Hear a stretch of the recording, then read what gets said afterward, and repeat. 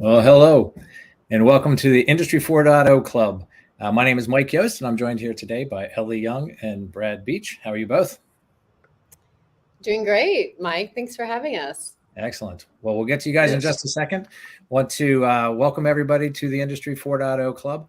Our club represents an open effort to advance industrial transformation through Industry 4.0.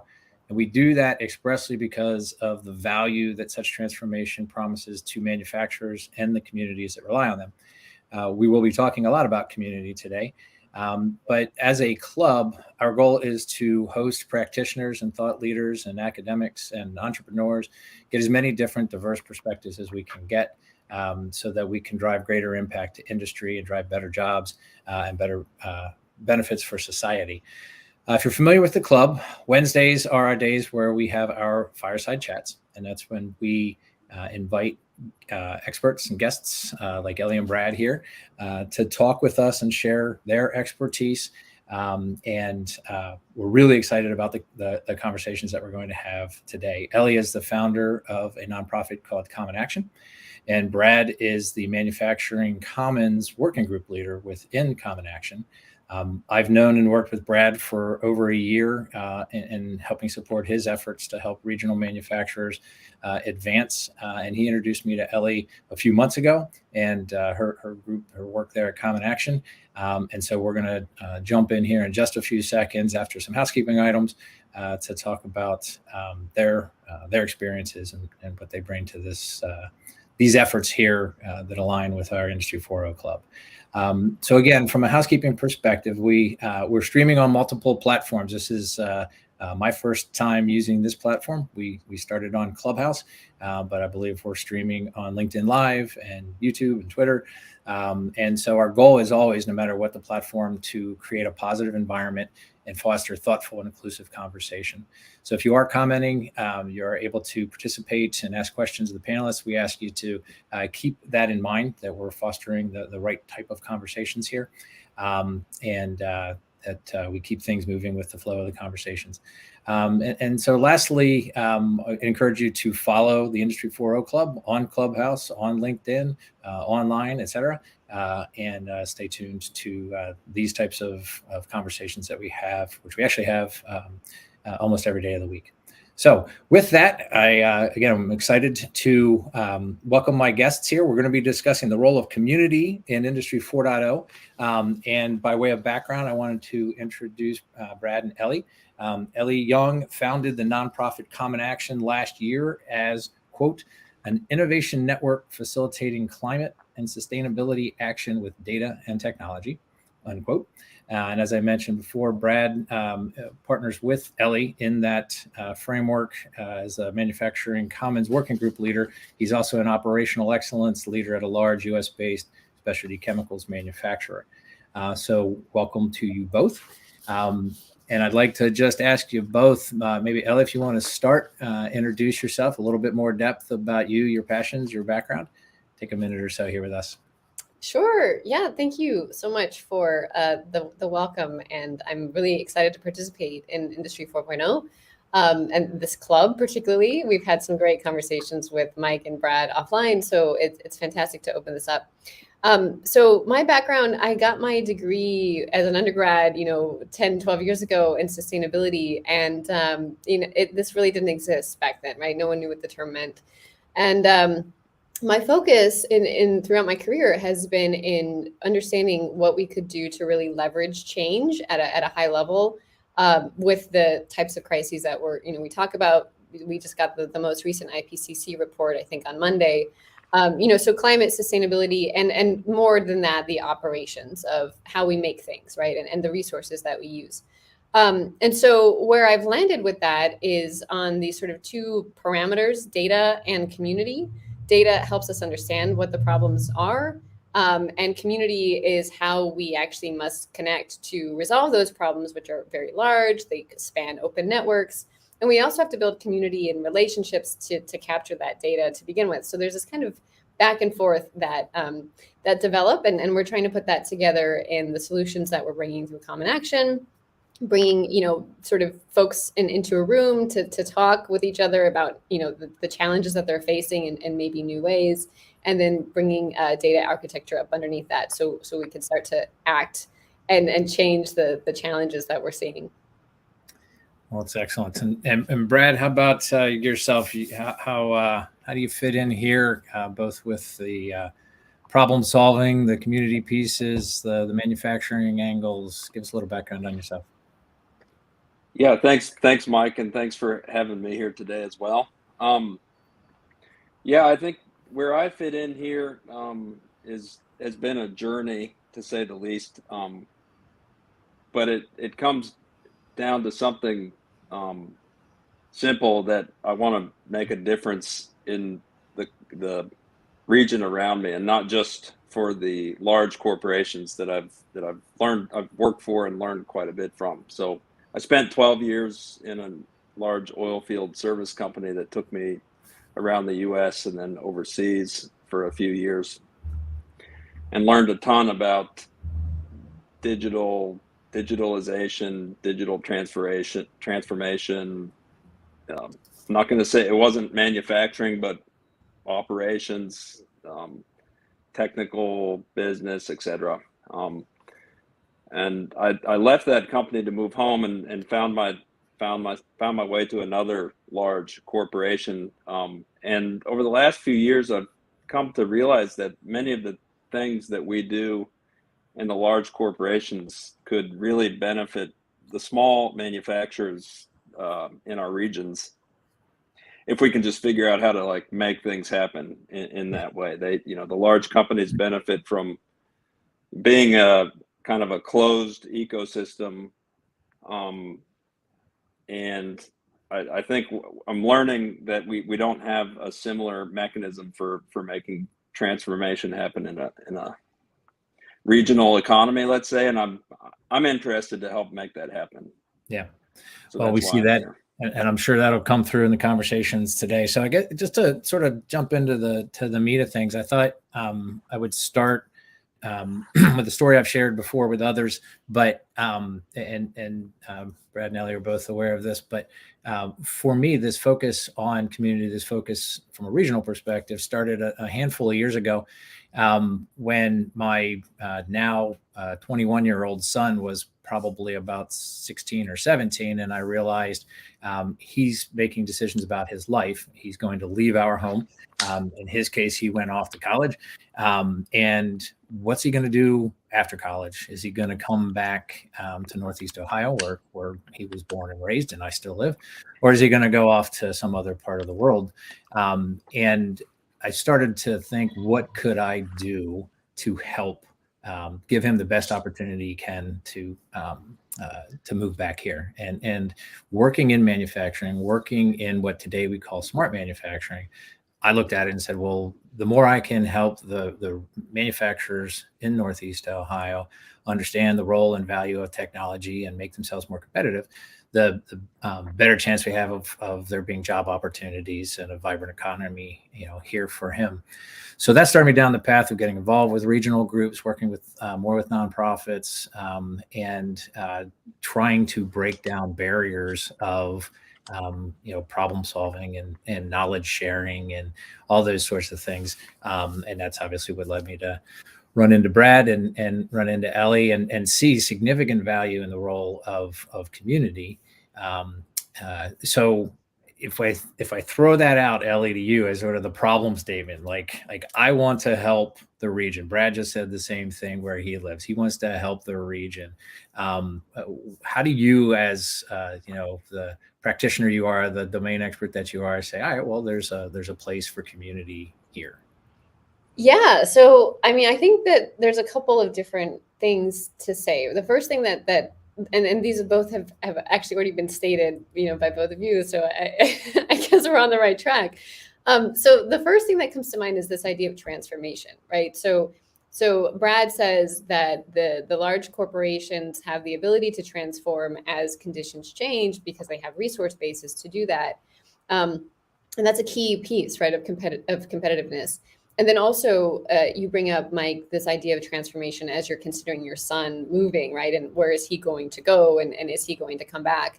And so we're seeing that there's not the same level of transformation in our regional economies, which allows them to stay fresh, which would allow them to, employ our children, and so on. So we kind of have to think about, as we look at, the way that it is right now in a regional economy, we have to look at it with this lens of transformation, right? Are we transforming often enough? In many cases, we're not, and so maybe we're looking at old processes that no longer are competitive. And when we see that, we should start to think, well, is there another way to do these things, right? And not just for the sake of change, to do it, but because oftentimes where we have not looked at a process or a behavior for a while, there's new opportunities to kind of rethink that in an innovative way and bring value in. And so to bring that over to this idea of community, when we think about a region, when we think about a regional ecosystem, and when we think about an economy, this is all based around exchange, right? That lots of people and groups that are in a space, and there's the more numbers of exchange there can be, the more viable that sort of economy is, right? And yet in our cases, like with disinvestment and just historical, sort of transformation of the supply chain into a more global context, we don't have as many exchanges as we used to, and we're often kind of seeing siloed people and groups developing, right? We don't have the relationships that we used to either in our communities. So to start to shift towards like a future that can be more viable, where there's new kinds of value being created, and this is like kind of a common activity. The first, and of course I say this because I'm a community person, but I think the first place to start is with relationship building. Who is here and who can we talk to have new ideas, to think about new processes, to find out how, something that I do connects with something that you do, or maybe something I do doesn't connect and it should, right? And like, how can we explore and find out those things about our environments? Well, one of the things that I agree with all of that, and I think one of the things that I've seen in my experience, because I don't only work with regional folks here, I'm working in other parts of the country, the Southeast and Midwest, et cetera. But a lot of the rallying cry for the region results in oftentimes people trying to then build it in the region. Right. And I've been fortunate enough to none of us live in the same locale, right? We're not very close to each other. And yet we know each other, and we could be resources for each other. And so that's one of the arguments that I've been making for a long time. It's like, we can't just say, hey, this is a great idea. We need to build a community, right? But it's closed just to our community, because there are resources, knowledge exchange, et cetera, that can, the bigger, the broader the community, the more valuable the insights, the data, those sorts of things. Do you see that happening? Absolutely. Yeah. So I'm often reminded of, or not reminded, but there's this idea in computer science called open source, right? And maybe, you've heard of this. It's a software term. And it's really incredible because this is the most sort of ecosystem driven activity that maybe there is in the world right now, where people are, putting time and effort into making code and then releasing it for free because they've learned that we can build more and better things and faster things and distribute them if it's open and we're allowing, you know, others to sort of riff on our code and see what we did, right, and not be like scared of that kind of vulnerability either. And so it's the same thought. Like if we look at the economy today, the companies that are doing really well, right, you know, larger manufacturing firms and other types of large companies, they are all over the world, right? They have factories in many places. There's so much exchange. There's so much innovation coming from, you know, different kinds of mind scientists and so on. And it's this really vibrant kind of bubble of, or maybe not a bubble, but, you know, like a melting pot of interactions. That's where the value comes from, right? That's where like new things arise, and those new things are well, they've never been done before, so they bring new capability. So I think that like as we consider how to build community, the idea is, I mean, really the shift is to go from a space where, you know, I don't know who's out there and I don't need to know because I'm doing what I do and it's fine. We need to go from that to like, well, there could be lots of groups and there could be intersections that I can't even predict, right? That maybe even go far beyond my own personal experience, but that could still be enriching. So how do we find that? And how do we network with the other groups, the other regions that are in the same space, so we can have more broad and dynamic exchanges? And that's sort of the, you know, the underlying idea even behind Common Action is networks, right? We the more we build into the network, the more we have to build with. Right. Well, let me pull Brad in here for a second. Brad and I talk about being open and being collaborative and that sort of stuff, but even to the point of being uncomfortably open, which is one of the phrases we like to throw around once in a while. So I guess pull in the concept here of the manufacturing commons, because that idea of being uncomfortably open really doesn't fit with the traditional, you know, manufacturing mindset, right? And we've both been in it for a long time, so I can say that without offending folks, hopefully. But so I guess tie your thinking, Brad, into, you know, how you take the concepts of community and the things that Ellie's talking about, and you bring it into the manufacturing domain and what we're calling the manufacturing commons. Yeah, well, Ellie, the reason Ellie's here is because she thinks so and communicates so well on this topic. And she mentioned two things that I've been thinking about a lot lately.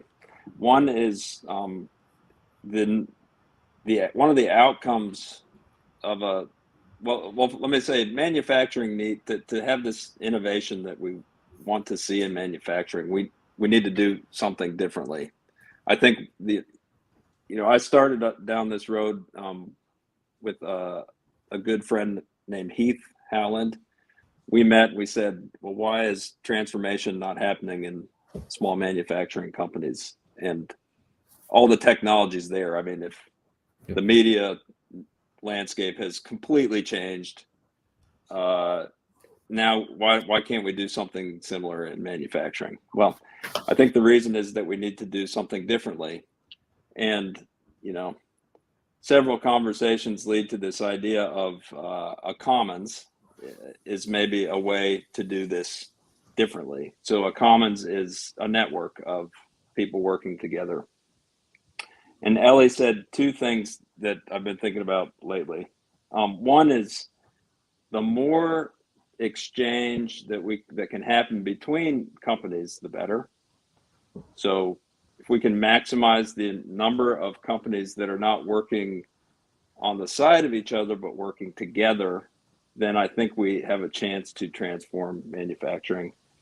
And then the question of how we do that, we should look to the models of open source software, basically. So I think I've had the benefit to move from one industry, oil field services, into chemical manufacturing.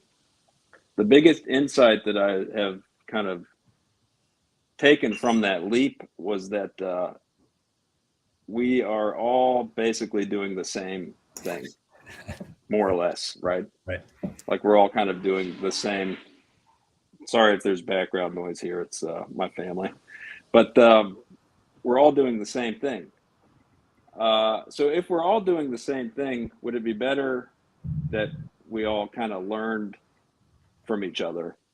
And then I will take that, shout out to my strategic doing friends. We'll take the learning approach one step further and say, not only could we learn from each other, but what if we started doing things together to make each other better? And that's where I'm focused today. I think we can build. I think the commons as a concept is it looks good. It's really hard to do, and it's something that will grow and evolve as we start doing things together. And so I'm focused on building relationships with other manufacturers and doing projects together somehow. So Ellie, I'll stop there, Mike. No, that's perfect, Brad. And I want to, I mean, feel free. This isn't just Mike ask all the questions, right? Like Okay. Jump in Yes. here, like cut each other off. I can ask questions too, is what you're saying. You can jump in, absolutely. Because what goes through my mind, I was jotting a bunch of notes down as Brad was talking, but I guess one of the things, Ellie, like the whole mindset thing. I guess you know, I've been in manufacturing for 35 years, right? And so I don't have an issue with saying that, you know, the mindset of my generation is one of the things that's holding us back. And I wonder about, and I watch the younger generation of how much more willing they are to share, put their whole lives online, seemingly, you know, too much information a lot of times. But I just wonder from your vantage point, do you see some of these issues just going away as the decision makers take over are not of my generation, if you will? Like as the younger people get in and they're more willing to collaborate, more willing to share, does community become more of an option for problem solving? You know, that's a really interesting question, and the answer is yes. But so I do think, I mean, of course, right? We have obviously the younger generation, even younger than me. I came sort of, you know, the internet arrived when I was already in grade school. So I'm still not native, right? But the folks that are, I mean, yeah, there's this concept also from this is not the computer science world, but from tech, right? Working in public is kind of a big concept on Twitter where you're live tweeting, you know, sort of your success in your company, and you get a lot of support from doing this as people can see your story. So I do think that you're going to see a lot more openness just by virtue of the culture of the younger generation. But the warning here is that the younger generation, although they are better at sharing, I've noticed, and this is, I'm going to get in trouble for saying this, and that's okay. But I've also noticed that they don't necessarily listen well, right? And they don't necessarily know. They certainly don't know all of the things that we do about how to do things. Knowledge that has been gained over decades, as you're aware. 35 years in manufacturing, you probably know some things that you shouldn't think about. Yeah. So what needs to happen is not that we have to be careful that we don't go too far in this other direction where, we're just making things up and we're all chatting, but, is it really good? And so I think that the real challenge for us is to blend that new mentality of openness and community with the hard knowledge base that we really, are strong in this country. Yeah. Yeah, absolutely. Well, it draws to my thinking, even challenging the notion of what a knowledge worker is, right? So, a knowledge worker traditionally would be defined as somebody who works one of these things all the time, right? And I would argue that you look into the manufacturing domain right now, and some of the best knowledge that's out there that is really undergirding a big chunk. I couldn't quantify it, but a big chunk of the operations in a manufacturing environment happen based on the knowledge of the workers, and that's in their hands and that's in their experiences and things like that. So the ability to draw out of them and learn from them, there really isn't a system today to do that.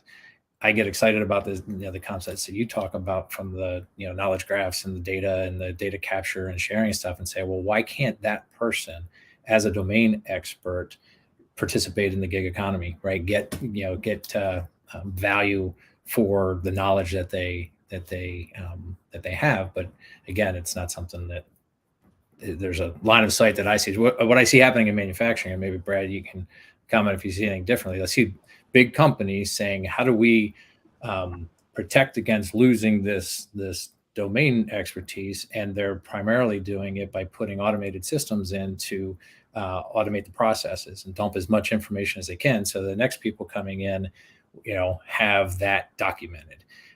But as far as rewarding the workers themselves and turning them loose and being part of something bigger than themselves, I just don't see anybody going down that path at this point. Yeah, I mean, I like this concept of leveraging the knowledge base that exists at the factory floor. Basically, I think we are learning how to do that, and that's where we're talking about how to transform manufacturing, and I think if it's not explicitly stated, the technology that's available today will certainly, but is not the way we should be leading our transformation. So with transformation, we should not lead with technology, but we should leverage the power of that technology to make the people better. And I don't think big company, small company, closed system, open system, I don't think anybody knows how to do that yet. Do you agree with that? I think we're trying to figure that out. Yep. Yeah. I certainly do. And maybe just let me reset the room here real quick, Ellie. I'd like to come back to you specifically on what that question for Brad opens up in my mind. So just as a reminder to anybody that's joining us here today, this is the Fireside Chat with Industry 4.0 Club. I'm the host, Mike Yost. I'm joined today by Brad Beach and Ellie Young, and we are talking about the role of community in Industry 4.0. Encourage you to add comments if you'd like to contribute, and we will try to include those and respond as possible. So Ellie, I think we've talked a couple of times before about, I think what's at the heart of Brad's question. I think it comes down to trust, right? And I think when we're talking about openness, when we're talking about, expanding boundaries and knocking down barriers and things like that, trust is a fundamental piece of it. So where does trust fit into this whole community building? I mean, community building is trust building, right? Like it's the same thing. And that tends to happen through conversation, which doesn't always go well. This is why trust is fraught, right? Sometimes we agree with folks, sometimes we understand folks, and sometimes we don't. And more than even understanding people, when we think about manufacturing, there's also understanding what could happen, right? If I do this, if I make this change, then what will the impact be on my bottom line, on my staff, on my competitiveness. And so there's a few different things to say here, right? I mean, I think that the one thing that's coming to mind just from listening to this conversation is that there's a mentality, maybe in the older generation, or maybe this is just sort of inherited for other reasons besides age, but there's this mentality of, it's hard to get what I have, right? Like we've had a lot of disruption economically over the last decades. And so the folks who are still surviving as manufacturers, especially as small, local, regional manufacturers, they've got some grit, right? And so, there's this fear that if we do something too much, like we don't know what's out there, we don't know what we're going to bang into, better to stay where we are. But the converse of that is that when we want to actually create real value, we have to think about how big it could be, right? So I don't want to lose what I have now, but if I don't contribute to something else, then the size of the pie doesn't get any better, or it doesn't get any bigger. And, that's a really big consideration as we think about international competitiveness, as we think about, what we're doing versus China and things like that. So I think, the first thought on trust is we need to think about it as an actual resource in business, right? If we have more trust in our economy or in our business, we're going to be able to take more risks. which may not always turn out, but when they do, that's where you get the home runs. And we need to think about the trust between our own staff, right? So, trust is the ingredient of reporting to your manager that there's a problem with what he thinks is going to happen, right? Maybe it's not going to go that way. Or trust is what helps you to reach out to a new expert to find like maybe some new way of looking at the strategies that you have and so on. So really, it comes down to how much are we willing to open up and risk in order to create something of value. And, sometimes that doesn't always happen one-on-one. Like it doesn't happen directly that every time you open up, you get something, but you can't, right? If you don't do that at all. Right. Well, that's I think reiterates to me the point that Brad was mentioning earlier, as far as when I look at things. So historically, I've worked in the nonprofit side in industry, but I've also worked with the solution provider side, helping manufacturers deploy solutions and such. And in an organization like that, you have defined leadership structure, and they're available to help set strategy, execute, remedy questions and problems and things like that. When you look at a region, so I'm saying here, I want Northeast Ohio to thrive, right? Well, when there's, questions and problems and like who's in charge? Like, how do you do that from a regional perspective? And so I think you end up with the challenges there of we may have the common good. We may have the idea that it makes sense regionally that we would increase our talent base, that we would, everybody wants their kids to have the opportunities to stay around, right? And we'll have a more informed workforce base and those sort of things and make us more competitive. But if I'm going to work with somebody else or trust somebody in this network, and I have issues to resolve, there isn't really sort of a regional authority that can come in and I guess solve problems from that perspective. Yeah, this is really what the idea of the commons is, and Brad can share more about his thoughts on that, but the first thing to point out is that the commons doesn't exist, right? It needs to be built. Right. And what the commons is exactly that idea, those ideas you just shared about, sort of the resource base, the knowledge base, the shared elements that allow us to, no one particularly owns like the resources that allow your child to get a job, but if we all do certain things that are kind of coordinated, whether that's on purpose or not, then those factors will exist. And so that's what we're thinking about, is how do you bring people together in such a way that they can make these higher level infrastructure, resources, things like that. And so, very much this is about creating new conversations between groups that don't yet speak to each other, but have the capability to create new bridges and thus new infrastructure out of that. And I mean this technically and physically and also socially and culturally. So, when we talk about a region, who is interested in making a region sort of do better, right? Universities, obviously government, obviously a manufacturing company, multiple manufacturing companies. And there's probably ways that we could come together and discuss, options for, well, I've got these tools and I do these things and I know about this stuff. We could probably bring that together and then find projects, right? That well, if you contribute this and I contribute that, then the end result is going to be something that's quite interesting for all of us that neither one of us could have made alone. Right. And so, I think that that we're in this very early stage where we have to explore the questions like, how do you build trust? How do you encourage people to want to do that? And then how do you deal with the challenges of governance that, again, we don't have in place? We might have to get better at negotiating with each other and being willing to compromise, right? Right. Brad, were you going to comment? Yeah, I do have a comment. I think this commons idea is something it doesn't exist. We have to build it. And if we think too big, it's quite an unwieldy task.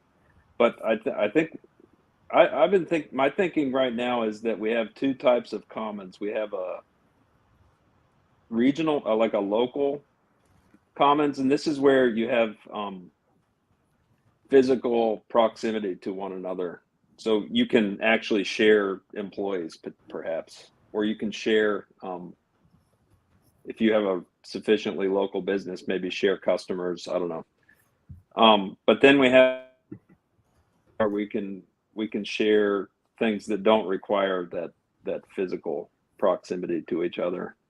And so I think, like Ellie said, depending on what we think we would build towards, that's where the projects should start.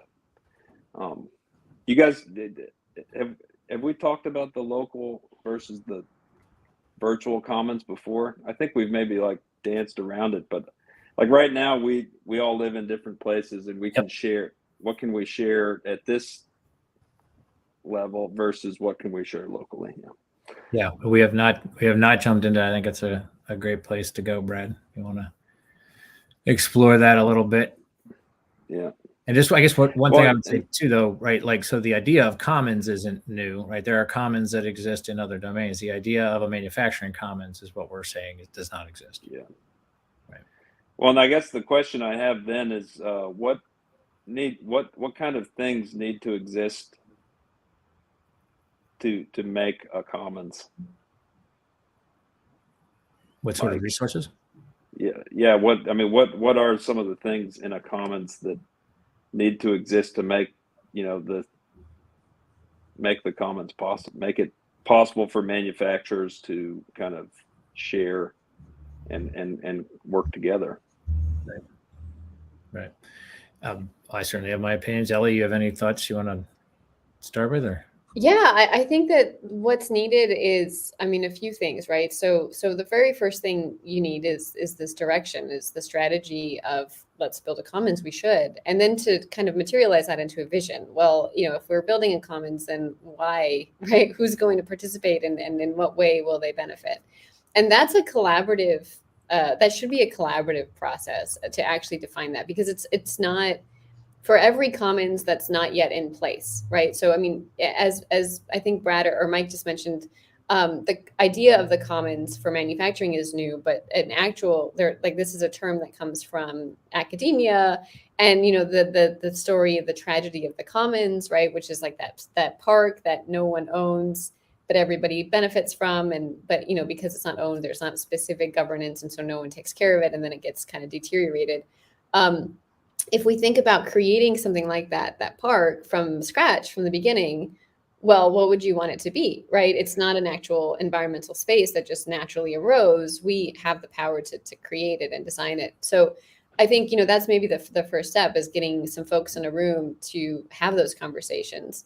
And that could start with talking about what needs are, who is struggling, or who has resources, or who has a particular kind of goal.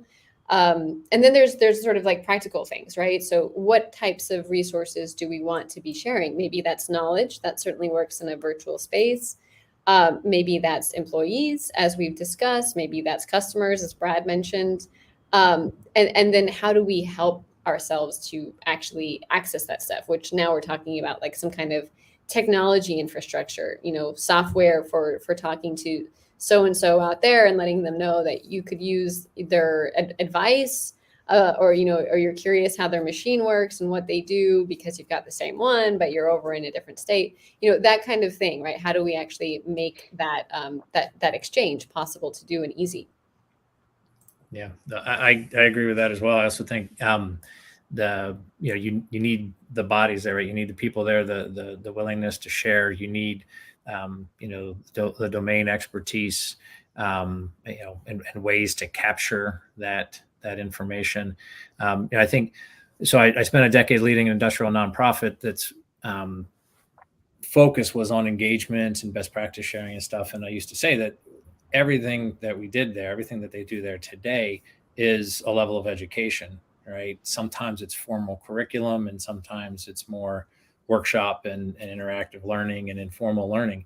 And so I think there's absolutely a place for the formal education. We're seeing more of that evolve, like honestly, the switch has been thrown on right now from a smart manufacturing perspective to create content. There are courses and things coming out of the woodwork and more degrees and things like that. So I think, Brad, you need education, you need workforce development tools, you need funding available. There's a ton of funding that's available. And I think I've talked to, and it's not my game. I'm not the funder, but I've talked to some manufacturers about knowing that there's some resources available from a funding perspective, and there's a typical recoil, like how much red tape, like how painful is this going to be before I even listen to it. So, but I do think understanding what resources are available from that perspective. So, what do you think, Brad? What else do you think should be in there? Yeah, I think sharing knowledge is the easiest place to start in conversations like this.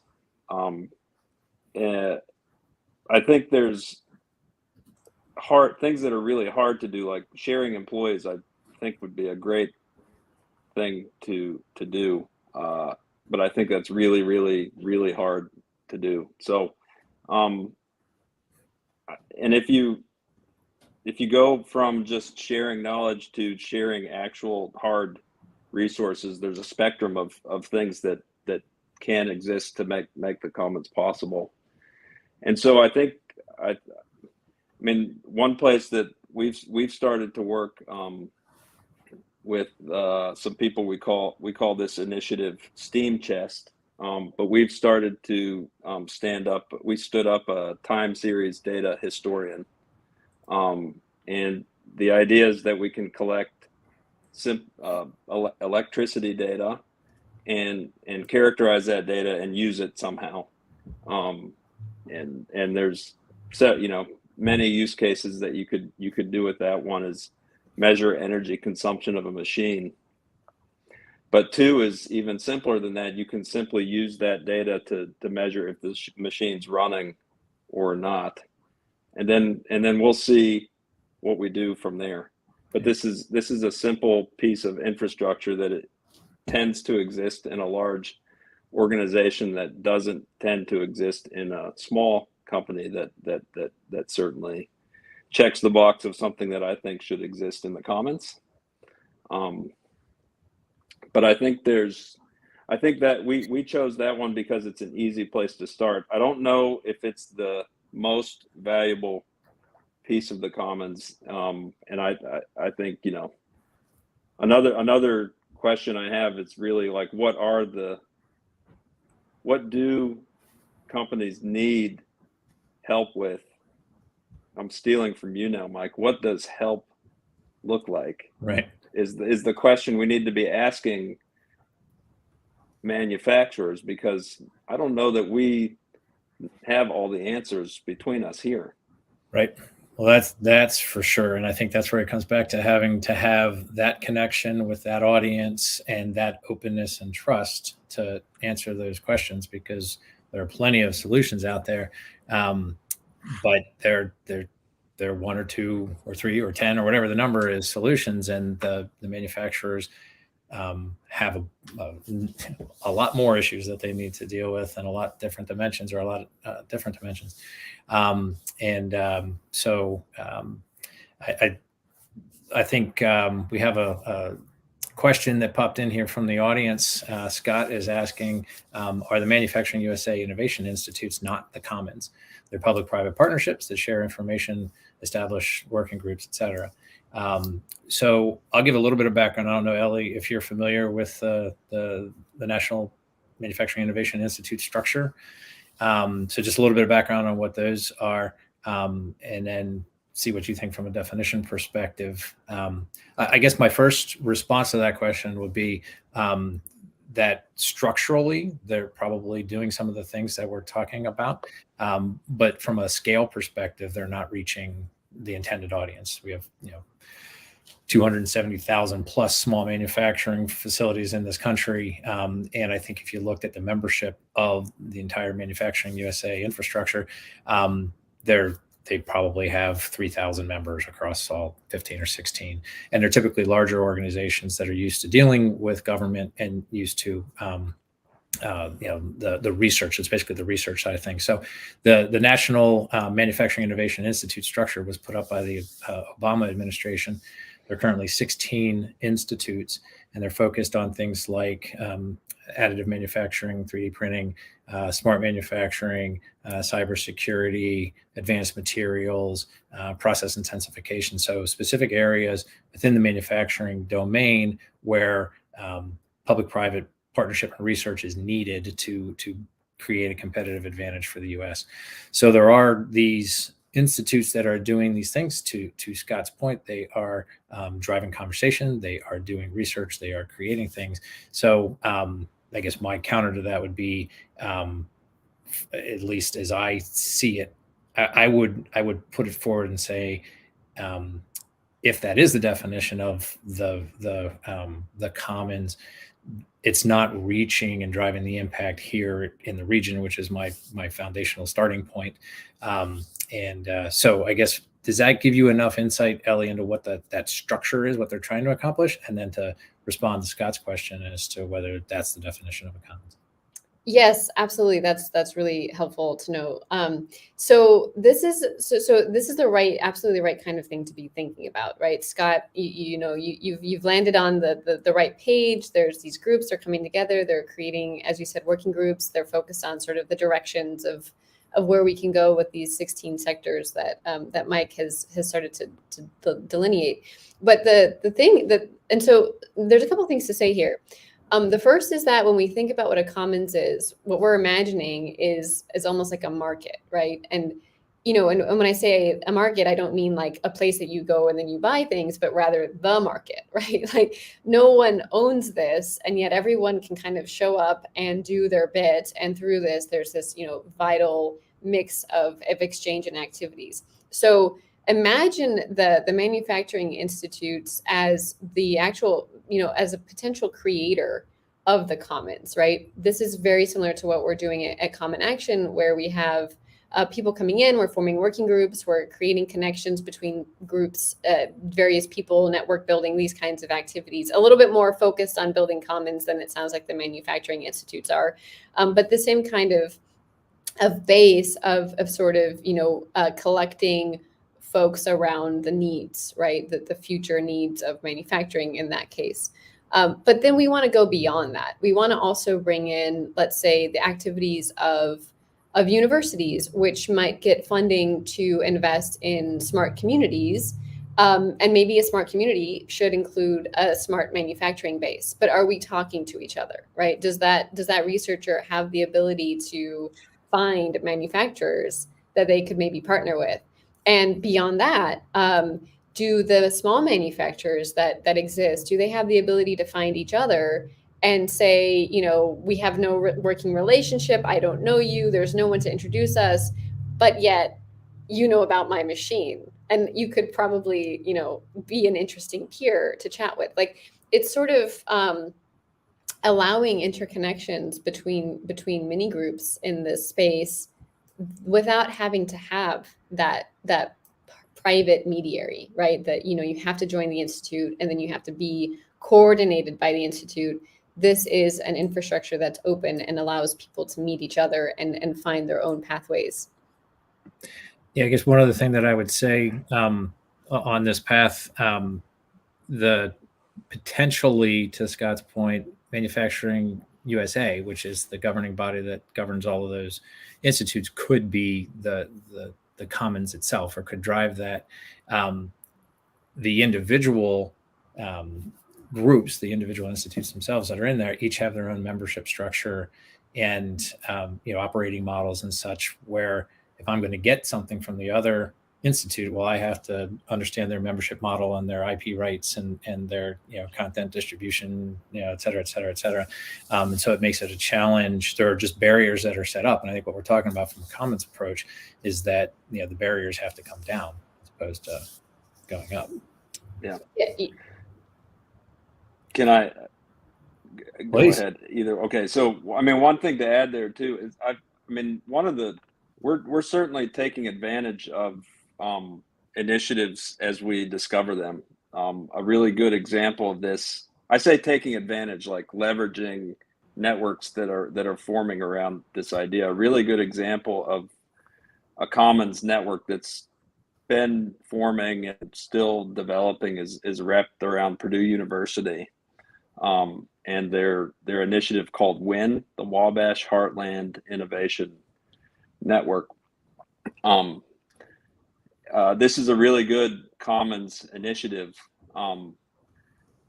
that is, giving us a launching pad to have conversations and try to do more, build on top of a network that's developing there. The hard part is that I'd say 60 to 70% of the people that are actively participating in that network still come from the large corporations in the region, because people like me are funded by my company, and I have the time to go think about and do improvement in my company, and then as part of this network, I'm trying to help there too. And then I think the extra improvement energy coming from me anyway is just genuine interest in this topic. But what I've noticed about small companies, though, they need the help more than we do at the big companies, but they are too busy to jump in, I think. And some we're actively trying to work with those networks, but also then meet these companies and ask them the question, what could we do to help you? And I'll go back to like, well, what's one thing we could do to try and get this commons idea building from with your company? And we found a few that can do that, but I think there's a lot more in answering that question of how to get in touch and work with these people and really help them. I don't think we've found like and there probably isn't a silver bullet, but we're still searching for that. Yeah, and I would just comment along with that from a high level conceptual perspective, there's been a lot of this conversation for a long time that we've each been involved with, and the work specifically over the past year and in the recent months has been refining it and fine tuning it into actionable steps. How do we have something? To your point, Brad, manufacturers are typically so busy working in the business, they don't have time to work on the business is language that I've heard some people talk about. And so you have to have something that's compelling enough for them to want to engage, right? And so I really think the biggest challenge that we have is a call to action for manufacturers to want to get the benefits out of this, and then being willing to drop some of the fear, or to step out into a position of trust and say, is it about upholding the region? Is it about upholding your own business? Is it about competing with China? Is it about being in business, a year from now or 6 years from now or what have you? But that's really where I think the challenge is getting the right hook for manufacturers to see the value in engaging. So we have just a few minutes left. We have about 7 minutes left, and I see there's a question pinned here from Gregory asking, do we need new Industry 4.0 standards? We've previously developed physical standards via a commons approach. Thoughts from either of you? I know the physical standards, like the communication protocols and those sorts of things. There are standards bodies that are doing that work and driving that. But I think that's really critical, important work, so that things talk to each other and are reliable and all that kind of stuff. But what are your thoughts, Ellie, on Greg's question? Yeah, so Greg, it's a great question, because in fact, developing standards is really what the commons requires, so that people can know how, protocols for people to actually know how to reach out to each other, and also for the technology that will have to underpin it. So I come from the knowledge graph space, which is a kind of a deep tech. You have used knowledge graphs. They're behind Facebook, LinkedIn, Siri, Amazon's product graph. They kind of help to organize really large quantities of automatic data share. And when we make these, we have to also create this commons approach. We bring lots of people together to share their vocabulary that they use to describe domain concepts, which we can then put into a machine readable format. Now, that's not the approach that necessarily has to happen here, but the idea of coming around a shared vocabulary is a really powerful way to bring technology into whatever the ultimate goal will be, and also to get people talking about things, right, with each other, and sort of building those useful relationships. What are we all working on? What are those actual topics that we are thinking about? I think to go back just briefly to the question of, how do we help the small manufacturer, and what's the CTA? Building a common language could be something, but also building a common repository of challenges, right? Like, what if you did have the time to worry about things, what would those things be, right? We even got another question a little bit earlier in the chat, which is a great feeder for this. What are some practical ways that you see manufacturers empowering their workforce to drive community and transformation? Okay, so I'd love to be able to write a document up that they could then access, right? And many different people could maybe take that into their space, and then they could talk to each other and say, hey, I'm thinking about trying this. How did that work? What do you think? With peers that are virtually, placed in different spaces and so on. And we could do this around lots of different topics, right? Not just community and transformation, but whatever else is of interest. Yeah, I'd say there's, I guess, to circle back to the point that Scott had raised before about aren't the innovation institutes doing this? A lot of what they're doing is exactly that point about common vocabulary, right? So having something, because so Sesame is the Smart Manufacturing Institute. They just came out with a definition of smart manufacturing, and you go around and ask 100 people what smart manufacturing means, and you'll get 100 different answers. So defining that vocabulary, writing the book on it, and then starting to roadmap against how you deliver about that, I think is a role that those groups are playing. And I think, to a point Brad raised earlier about the WIN group, there are a lot of organizations all around the country that have manufacturing councils, lean councils. There's the South Carolina Op Exchange. I mean, there are groups of manufacturers who get together to take this on and work together. And I think those are, it could be the nucleus, a whole bunch of them around the country of things that could be leveraged to span out and take on this bigger challenge of saying, all right, well, we are going to put the data and the technology, like you talk about from a common actions perspective, Ellie, in place so that we can capture that and feed that back to you. Because you said something that I think is absolutely critical. We all use knowledge graphs all the time, right? We have no idea we're using them. And I think that's where we have to get that. If you're part of this community at WIN, or you're part of this community in Northeast Ohio, or wherever you are, it's part of something bigger that is going to feed back to you when you're looking for that needle in a haystack, or that data that you're not able to get your hands on. Yeah, and what if we could leverage all of the activities that are delivering value at a small scale and map them all into a giant knowledge graph? I mean, I think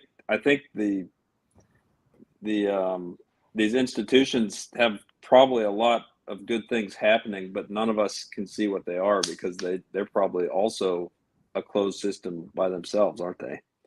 Mm-hmm. So how do we open that up?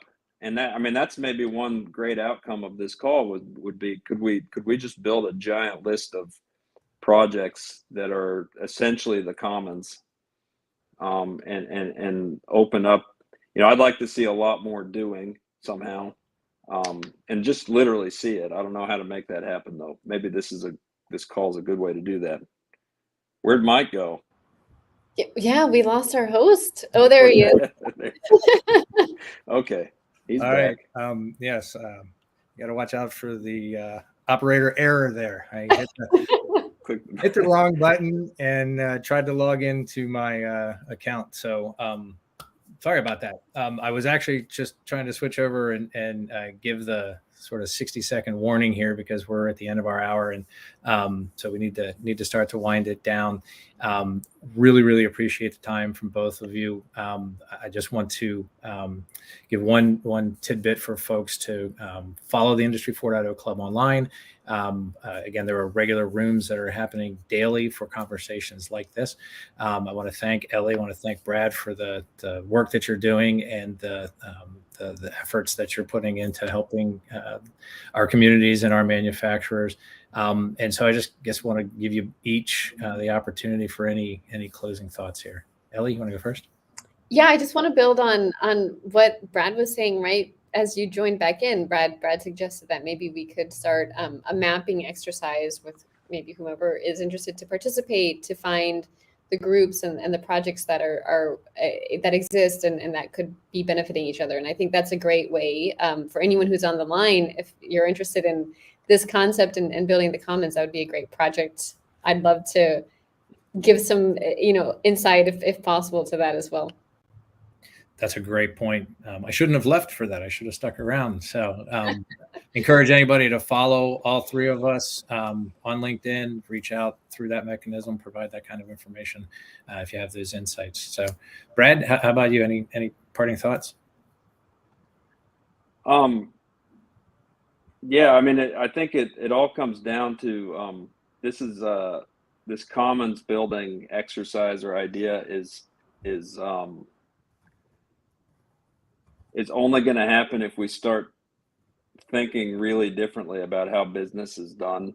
And the only way we're going to do that is to start small and work with our communities and work with manufacturers to help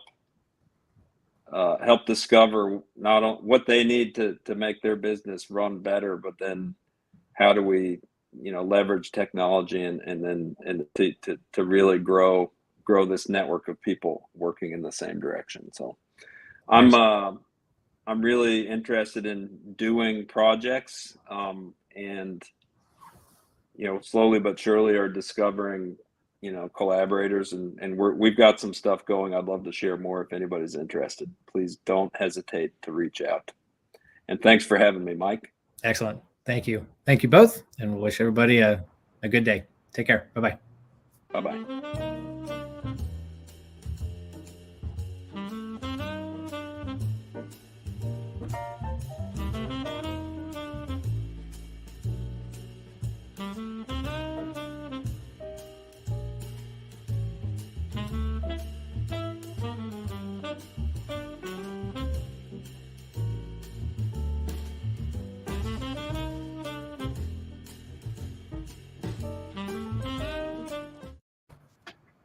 Huh.